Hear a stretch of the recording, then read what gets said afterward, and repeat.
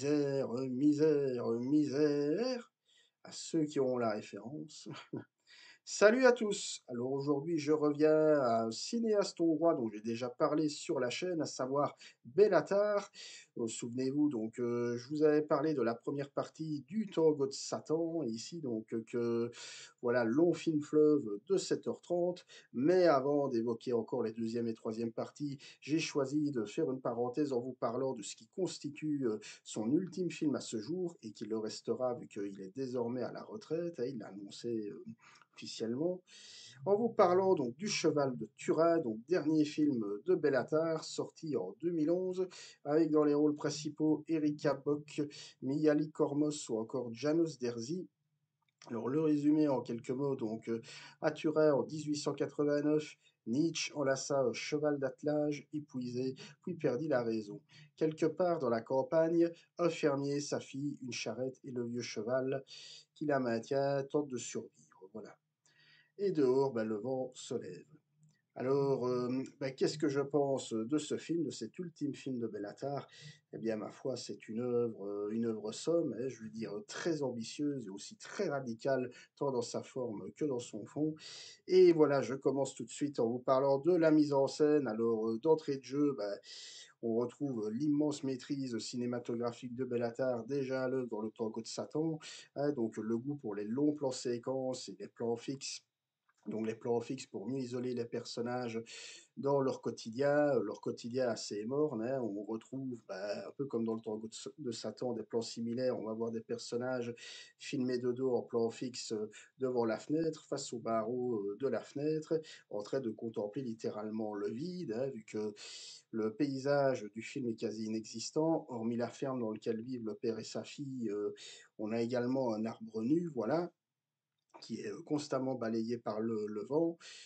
Et alors, on a également de longs plans séquences, pour encore mieux souligner, je vais dire, la répétition de ce quotidien. Donc, voilà, la fille qui dresse la table pour son père, la fille qui sort les poubelles, père et la fille qui vont se coucher, etc. Donc, je vais dire, c'est une ambiance comme ça assez froide et austère, hein, dans le bon sens du terme, mais qui cette fois-ci est encore beaucoup plus appuyé. On est vraiment, on peut le dire, dans une atmosphère de fin du monde qui pourrait évoquer, bon, je vais dire les motards et la folie en moi, hein, mais sorte de Mad Max, quoi, je vais dire, et on pourrait penser qu'on est toute proportion gardée, hein, évidemment, dans un univers post-apo, même si, voilà, je le dis d'entrée de jeu, c'est pas du tout un film de science-fiction, loin de là, mais on retrouve, voilà, cette idée à la fois d'isolement social et d'isolement naturel, que vient illustrer, voilà, ce très beau plan fixe d'arbre nu que j'évoquais tout à l'heure, voilà, qui bouge uniquement sous l'effet du vent. Voilà une poésie froide, qui était déjà à l'œuvre, hein, dans le dernier Tango de Satan, à travers les portraits de ce vieil homme ivrogne qui passait sa vie à épier ses voisins. Donc voilà, donc une fois encore, c'est une certaine misère sociale et humaine surtout que Béla Tarr donne à voir. Alors on pourrait penser, comme je l'avais dit pour le pour le Tango de Satan, pardon, que ça pourrait être un peu misérabiliste, sauf qu'ici, voilà, ce qui subsiste, c'est l'humain. L'humain que Béla Tarr va capter, comme je disais, le long de leurs actions, histoire de montrer qu'ils sont, malgré les circonstances, toujours en action et en mouvement, que malgré tout, ils sont toujours ouverts aux interactions sociales. Le cheval de Turin, hein, qui donne son nom, enfin son titre au film, en est un parfait exemple. Le cheval qui est un peu le témoin muet, si je puis dire, de toute cette ambiance. Voilà. Alors il faut savoir qu'en parlant de muet, le film est presque totalement muet, j'ai envie de dire. Alors on a, une séquence parlée, on va voir un ivrogne qui va venir rendre visite comme ça au père en question, où ils vont évoquer ensemble, pas le bon vieux temps, mais comment est-ce que le monde est devenu ce qu'il est devenu et ce genre de choses. Une séquence qui impacte encore un peu plus, hein, cette atmosphère comme ça de fin du monde. Donc il y a très peu de dialogue dans le film, tout est vraiment basé sur le mouvement, sur la captation de l'ennui. Et d'ailleurs, voilà, le film, en me renseignant, même s'il est majoritairement apprécié, globalement apprécié, il ne fait pas tout à fait l'unanimité, certains lui reprochant d'être un peu trop misérabiliste ou tout simplement trop ennuyeux, dixit les cahiers du cinéma.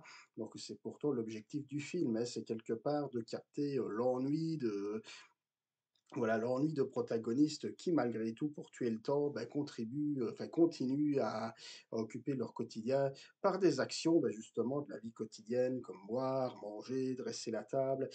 À ce niveau-là, on pourrait peut-être un petit peu le rapprocher d'un film dont j'ai parlé il y a 1 an et demi sur la scène, à savoir Jeanne Dielman, à 3 quais du commerce de Chantal Akerman, mais comme je le disais, c'est pas du tout le même style. Mais voilà, on retrouve cette notion de répétition et d'ennui qui certes, bon voilà, ici, le Cheval de Turin est un petit peu moins long que Jeanne Dielman, mais il dure quand même 2 heures et demie.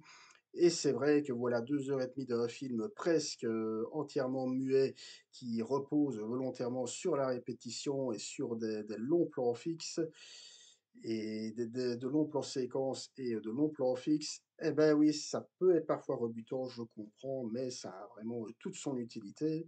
Ce qui me permet, bah, justement de passer au scénario. Alors je le disais, il n'y a pas d'intrigue à proprement parler, voilà, c'est on va suivre vraiment, les je dirais pas forcément les derniers jours, mais en tout cas les moments ultimes, je vais le dire comme ça, du fermier et de sa fille, voilà, qui tentent quand même malgré tout de mener, hein, ce qui reste de vie, un semblant, de vie. Alors je le disais tout à l'heure, donc dans le synopsis, je faisais référence à Nietzsche. Pourquoi? Eh bien parce qu'en fait la voix off, on a un narrateur qui va de temps en temps, nous raconter un petit peu ce qui se passe en voix off. Voilà, et donc le film s'ouvre sur une voix off qui nous explique une action de Nietzsche, à savoir qu'apparemment Friedrich Nietzsche se serait opposé au comportement brutal d'un cocher envers son cheval, à un tel point que bah, ça aurait conduit Nietzsche à la démence pendant les 11 dernières années de sa vie. D'où le sens du titre, le cheval de Turin. Pourquoi? Bah, parce que le cheval que Nietzsche a protégé se trouvait à Turin, voilà. Et donc, bah, le cheval en question, qu'on va revoir au début, le temps d'un très beau plan séquence, on va voir le fermier qui va rentrer chez lui avec son cheval. Bah, c'est une manière de bien nous introduire dans ce type d'univers. Cheval qui sera un peu le témoin, on va dire un peu muet, même si on ne le voit pas tant que ça, hein, je veux dire le cheval à proprement parler, de tout ce beau monde.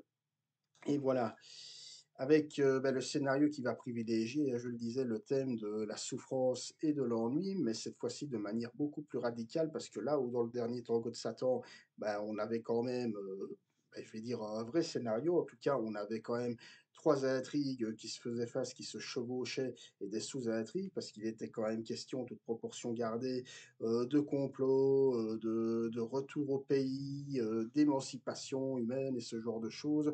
Là où le dernier tango était une véritable fresque humaine, ici, on n'est pas du tout dans une fresque, on est vraiment, ben, j'ai envie de dire, c'est assez métaphorique dit comme ça.